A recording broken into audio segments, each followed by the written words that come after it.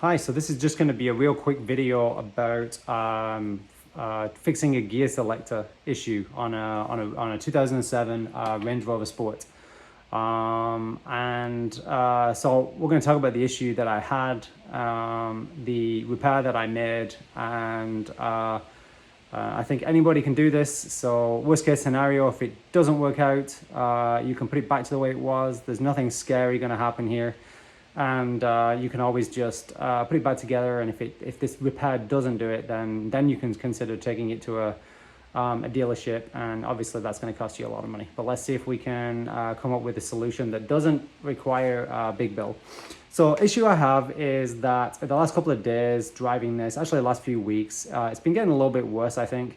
Popping it into drive, driving away, no problem, but then getting to a light, maybe stopping at a light, having your foot on the brake, but the car's still in drive, then pulling away from the light. Obviously the car's supposed to move, but it doesn't. It's popped itself into neutral, and so you just sit there revving your engine.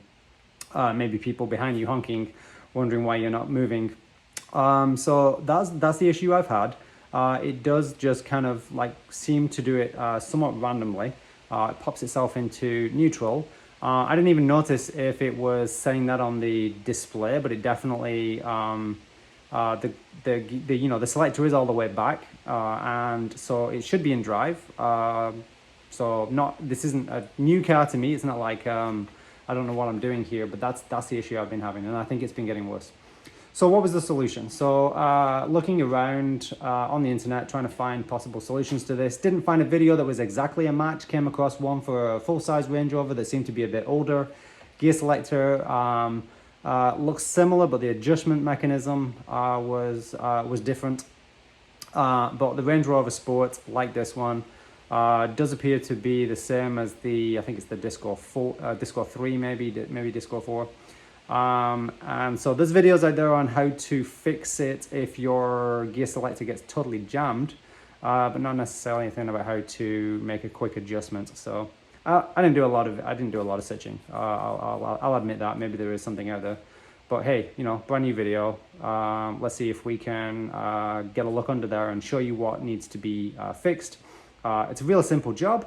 It didn't take me too long. Most of the time was actually spent messing around doing things I didn't need to, trying to find the gear selector cable. I spent probably 10-15 minutes under the car trying to find it.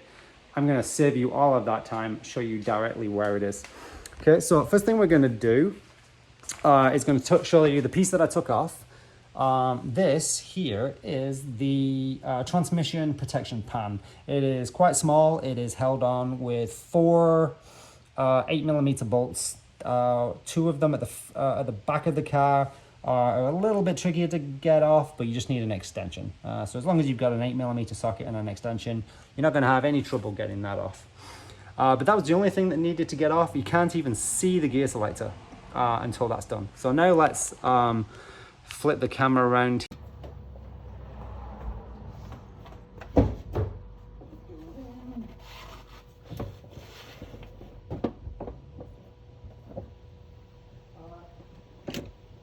Reverse, neutral, right, neutral, reverse, park.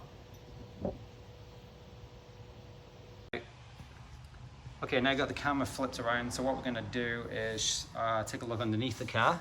I've got a light under here, and we're going to show you exactly where the gear selector is. Very easy to spot. Once that panel, see that panel goes right here, you can actually see where the bolts have come off. But this is the gear selector panel right here, and so this is the only thing that you need to do. Just take this, what was it, 13mm, 12mm, something like that.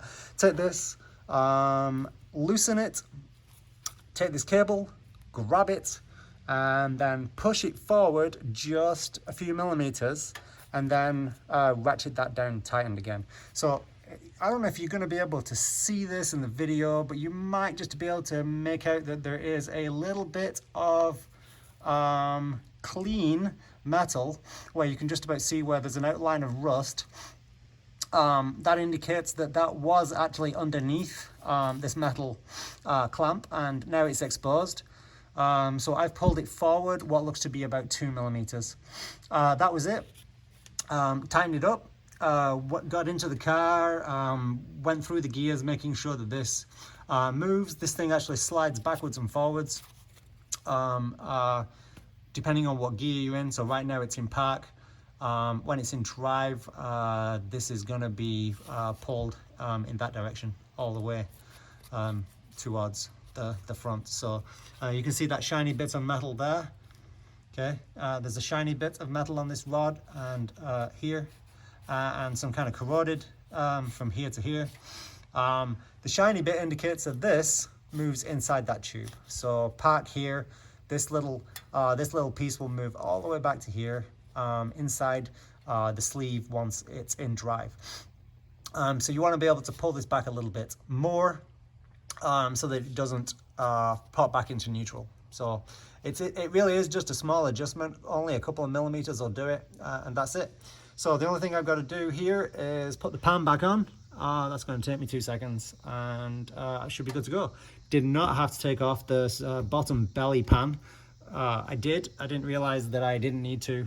Put it back on again now. That thing weighs a ton, so it's nice that you don't have to take this off. Obviously watch out, cats get hot, transmission gets hot, so be careful when you do this. But that's it. Hope this video helps, and I'm sure a lot of these Range Rover Sports getting a bit older now. Probably these gear selectors, cables starting to stretch a little bit, or loosen a little bit and slip around, even though it's a pretty stiff rod.